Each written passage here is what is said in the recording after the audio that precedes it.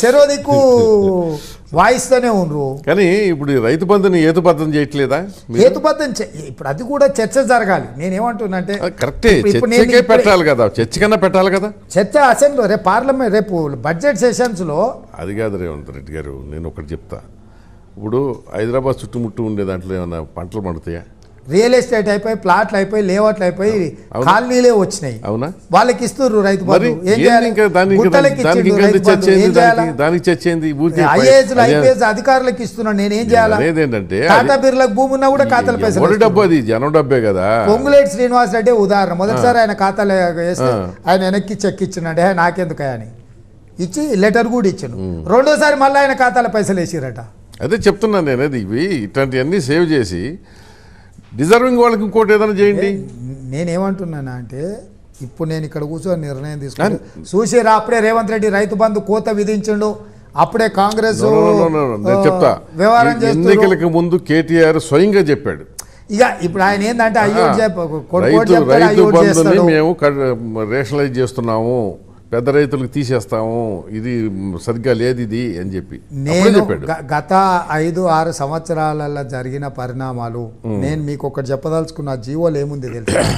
2 క్రాప్లకు కదా వాళ్ళు ఇస్తామన్నది. అవును, ఆ జీవోలో స్పష్టంగా రాసిండ్రు, ప్రతి క్రాప్లో వాళ్ళు వేసుకునే పంటను ఎన్యూమరేట్ చేసి, పంట వేసుకున్న వాడికే పంట సహాయం, పెట్టుబడి సహాయం. పెట్టుబడి ఎవరికి?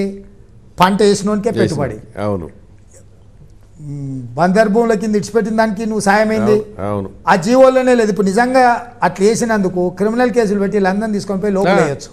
అంతే కదా, మిస్యూజ్ చేసినట్టే కదా. మనకు ఒక సీజన్లో 1 చిల్లర ఎకరాలు పంట పండితే వానకాలంలో, ఎండాకాలం వచ్చేటప్పటికి 60 నుంచి 70 లక్షల ఎకరాలే పంట పండుతుంది. 2 కలిస్తే వాళ్ళు ఇచ్చింది 3 కోట్ల ఎకరాలకు. 3 కోట్ల ఎకరాల లేఅవుట్లు ఉన్నాయి, గుట్టలు ఉన్నాయి, కొండలు ఉన్నాయి, వ్యవసాయం చేయని బంజరు భూములు ఉన్నాయి. వాస్తవంగా ఒక సీజన్లో 1,20,00,000, 1,30,00,000 ఉంటే ఒక సీజన్లో 60 నుంచి 70 లక్షలు. 2 కోట్ల ఎకరాలకే నిజంగా వ్యవసాయం జరుగుతుంది, డిజర్వింగ్. కానీ ఇప్పుడు నేను ఏదన్నా దీంట్లో అటు ఇటుగా అంటే వాళ్ళ సోషల్ మీడియాలో కట్ చేసి అతికిచ్చి, ఇక రేవంత్ రెడ్డి కోతలు విధించిండా, రాధాకృష్ణ గారి దగ్గర చెప్పేసిండు, అయిపోయింది, ఇంకా మీ బతుకులు బస్ స్టాండ్ అయినాయి. ఇక పొద్దున్నే వాళ్ళిద్దరు కలిసి ఆయన అడుగుతాడు, ఈయన చెప్తాడు, వీళ్ళ సంగతి చూడాలని, మన కలిసిన దాంట్లో మీ సంగతి చూడాలని కూడా ఇద్దరు మాట్లాడుకున్నట్టు లోపల రూమ్లో. మిమ్మల్ని అట్లా చూడాలనుకున్న వాళ్ళు చాలా మంది అనుకున్నారు. ఎంతో మంది చూడాలనుకున్నారు, ఏమైంది నేనే చూశాను. సో అట్లా అంటే నేనేమంటున్నానంటే, ఏది కూడా నాకు ఇడేన్ ఎజెండా లేదు. నేను ఏ విషయమైనా శాసనసభలోనే చర్చకు పెడతా. ఓకే, వాళ్ళనే అడుగుతాయా ఏం చేద్దామో చెప్పని. నేను అనేది ఏంటంటే, ఇప్పటికిప్పుడు చెప్పమని కానీ ఈ ఏకపక్షంగా నిర్ణయం తీసుకోమని కూడా నేను చెప్పను. అది కరెక్ట్ కూడా కాదు. ఎప్పుడు కూడా ఏంటంటే డెమోక్రటిక్గానే ఉండాలి.